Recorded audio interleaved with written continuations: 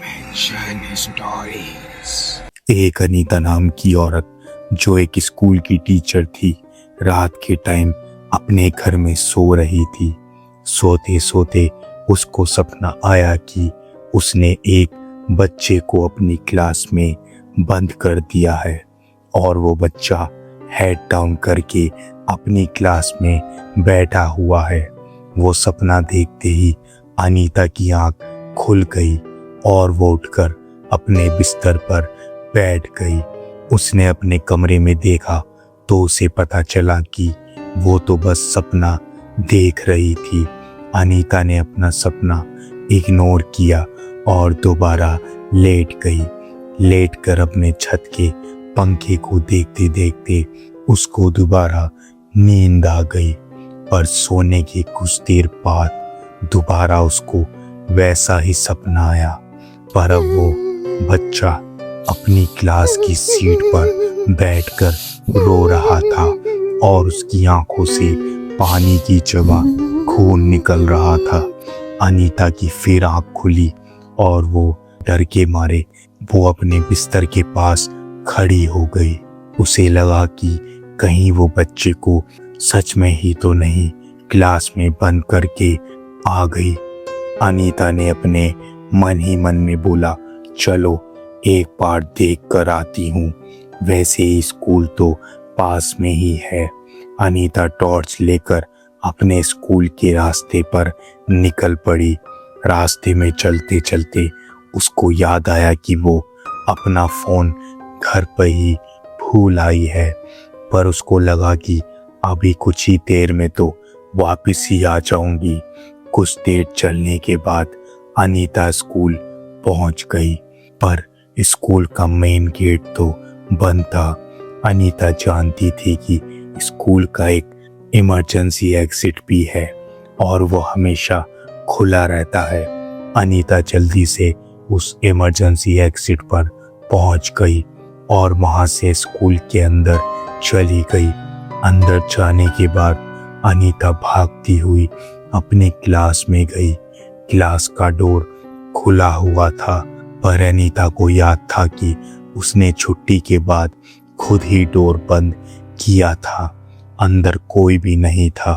अनीता को लगा कि सच में वो सपना ही देख रही थी, पर अचानक क्लास का डोर बंद हो गया।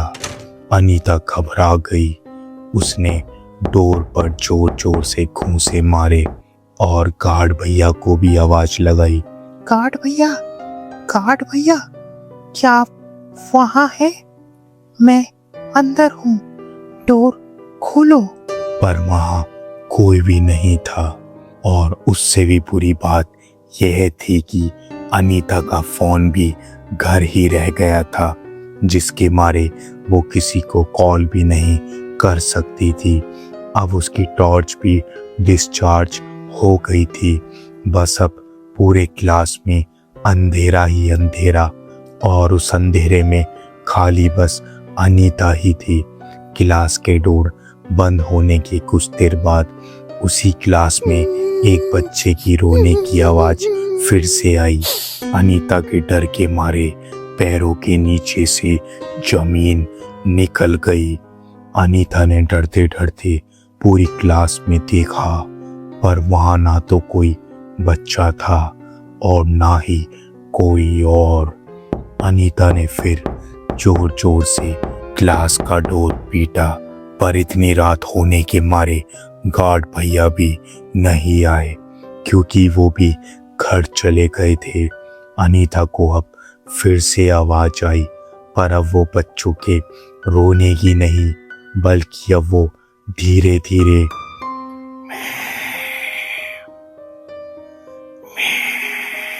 बोल रहा था। अनीता बोली, कौन हो तुम और कहाँ हो? पर बस खाली आवाज ही आ रही थी। अनीता ने क्लास की खिड़की के पास भी जाकर देखा कि कहीं कोई बच्चा बाहर हो, तो बाहर भी कोई नहीं था और ना ही टेबल और बेंच के नीचे कोई था। पर जैसे ही अनीता की नज़र क्लास डोर पे गई तो उसको वहाँ एक बच्चे की परछाई दिखी। अनीता समझ गई कि यहाँ कुछ तो गलत हो रहा है। अनीता भागकर क्लास डोर के पास गई। उसने डोर को खोलने की कोशिश करी पर डोर नहीं खुला। अनीता फिर जोर से बोली, कौन हो तुम और मुझे यहाँ क्यों बुलाया है? तुम मुझे जाने दो।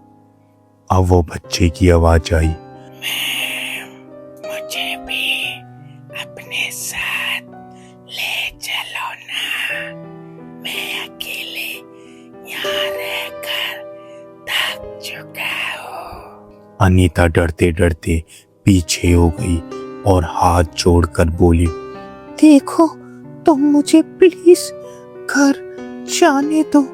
मैं तुम्हें नहीं जानती और न मैंने तुम्हारे साथ कुछ बुरा किया है। अनीता के इतने बोलते ही वो बच्चा अनीता को उसी क्लास में दिखने लगा। कभी टेबल के ऊपर खड़ा हुआ, कभी बेंच पर बैठा हुआ, और ये बच्चा बिल्कुल वैसा ही था जो उसने अपने सपने में देखा था। इस बच्चे की भी आंख से खून आ रहा था। अनीता बोली, तुम तो मेरे सपने में भी आए थे अभी, फिर तुम यहाँ सच में कैसे आ गए? वो बच्चा टेबल के ऊपर हवा में उड़ने लगा और अपनी भयानक आवाज में बोला,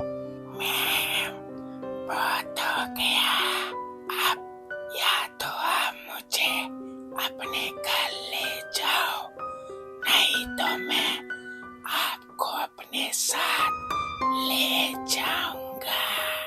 उधर अनीता के घर में उसके पापा की आंख खुली। उन्होंने अनीता के रूम में जाकर देखा तो अनीता अपने रूम में नहीं थी, पर अनीता ने अपने पापा के लिए एक नोट लिखकर छोड़ दिया था कि मैं स्कूल जा रही हूँ, अभी आ जाऊंगी। अनीता के पापा अनीता को लेने स्कूल के रास्ते आ गए। जैसे ही वो स्कूल पहुंचे, उनकी नज़र जैसे ही स्कूल की खिड़की पर गई, उन्होंने देखा कि स्कूल की खिड़की में से खून टपक रहा है। अनीता के पापा भागकर स्कूल के इमरजेंसी एग्जिट वाली जगह से अंदर आ गए। जैसे ही वो क्लास में घुसे, उन्होंने देखा कि अनीता नीचे मरी पड़ी है। अनीता को देखकर अनीता के पापा को सदमा बर्दाश्त नहीं हुआ। उनको हार्ट अटैक आया और वो भी वहीं मर गए। उन दोनों की मौत हो जाने के बाद उस बच्चे की हंसी की आवाज़ क्लास में गूंज रही थी और अब उस क्लास की बोर्ड पर लिखा था, अब अगली टीचर कौन होगी। तो गाइस, अगर आपके साथ भी कोई स्कूल लाइफ में ऐसी घटना हुई है तो आप भी हमारे साथ अपनी स्टोरी शेयर कर सकते हैं। और अगर ये वीडियो पसंद आई तो प्लीज़ वीडियो को लाइक करें और चैनल को सब्सक्राइब करना ना भूलें।